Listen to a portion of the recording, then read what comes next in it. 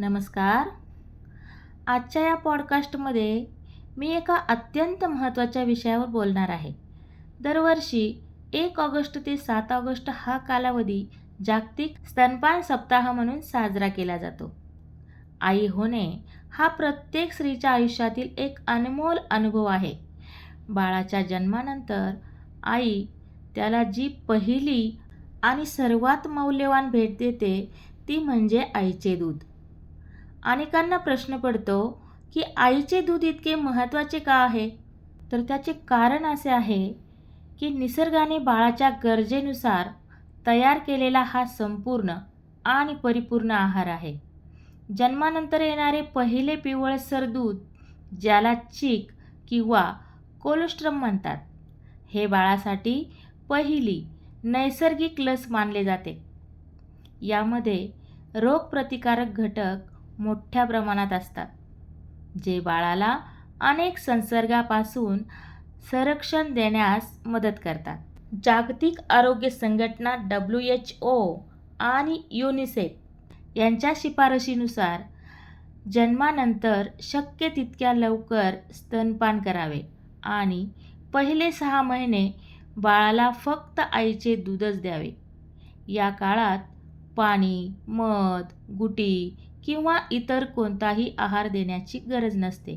स्तनपानामुळे फक्त बाळाचाच नाही तर आईचाही फायदा होतो. बाळ आणि आई यांच्यातील भावनिक नाते अधिक घट्ट होते. आईला प्रसूतीनंतर सावरण्यास मदत होते आणि तिच्या आरोग्यासही अनेक प्रकारे लाभ होतो. काही मातांना सुरुवातीच्या काळात स्तनपान करताना अडचणी येऊ शकतात. दूध कमी येत आहे असे वाटणे, बाळ व्यवस्थित दूध पित नाही अशी चिंता किंवा स्तनदुखी यासारख्या समस्या उद्भवू शकतात. अशा वेळी घाबरून जाण्याऐवजी योग्य तज्ज्ञांचा सल्ला घेणे महत्त्वाचे आहे. योग्य मार्गदर्शनाने बहुतेक अडचणी दूर होऊ शकतात. यामध्ये कुटुंबाची भूमिकाही तितकीच महत्त्वाची असते. आईला विश्रांती, पौष्टिक आहार, मानसिक आधार आणि प्रोत्साहन मिळाले तर स्तनपानाचा प्रवास अधिक सुखकर होतो.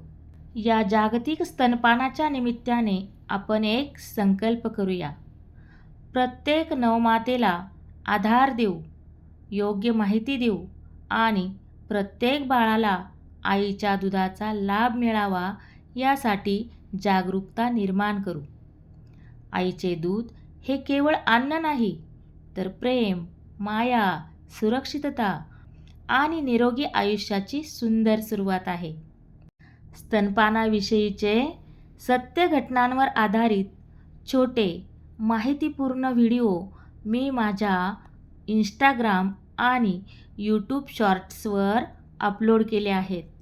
ते तुम्ही नक्की पहा आणि नवमातांपर्यंत तसेच त्यांच्या कुटुंबियांपर्यंत शेअर करा, जेणेकरून त्यांना या अनुभवांमधून योग्य माहिती आणि मार्गदर्शन मिळू शकेल.